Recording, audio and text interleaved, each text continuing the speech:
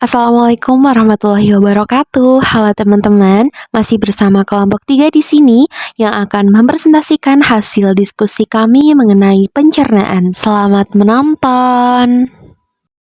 Assalamualaikum, saya Adi Sisi Idiana Krisnawati dari kelompok 3 bersama Mbak Yusnia dan Mbak Riana Tawiyah Safitri untuk praktikum IPA di SD. Pada kali ini akan menerangkan tentang sistem pencernaan makanan.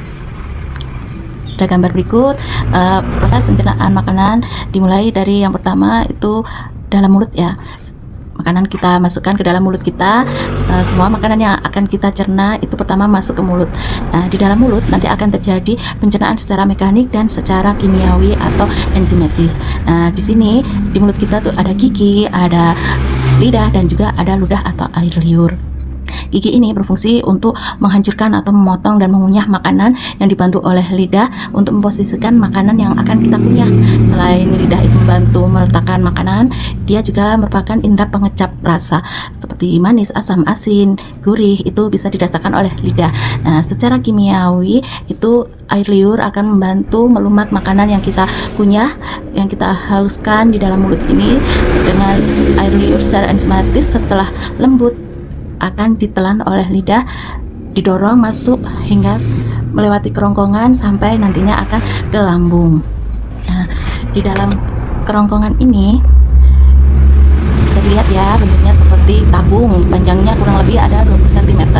Ini adalah penghubung mana makanan yang sudah kita kunyah di dalam mulut agar bisa masuk ke lambung itu melalui kerongkongan dengan gerakan peristaltik. Nah, di sini makanan akan masuk ke lambung dan nantinya akan diproses lagi di dalam lambung. Hai teman-teman, aku Nia. Selanjutnya aku bakalan jelasin tentang lambung dan juga usus halus. Jadi, makanan akan dicerna di dalam lambung dan juga usus halus. Yuk, simak selanjutnya. Ini untuk gambar lambungnya. Teman-teman sudah lihat gambar lambung? Lambung itu menghasilkan getah pencernaan.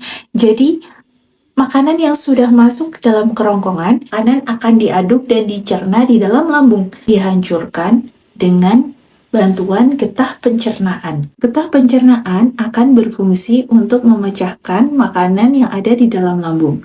Yang selanjutnya ada usus halus. Usus halus di sini. Ini adalah usus halus. Makanan dari lambung akan diteruskan ke usus halus. Oleh usus halus, makanan akan dicampur dengan getah pankreas dan getah empedu. Makanan yang telah dicampur akan diremas-remas oleh otot usus halus. Begitulah proses di dalam lambung dan juga di dalam usus halus. Selanjutnya ada usus besar yang bersambungan dengan usus halus. Permulaan usus besar disebut usus buntu. Di dalam usus besar terjadi penghancuran sisa-sisa makanan dengan bantuan bakteri pembusuk. Anus adalah bagian akhir dari proses sistem pencernaan makanan yang berfungsi untuk mengeluarkan sisa makanan dan kotoran atau feses dari tubuh. Terima kasih sudah menonton. Sampai jumpa di video kelompok 3 selanjutnya.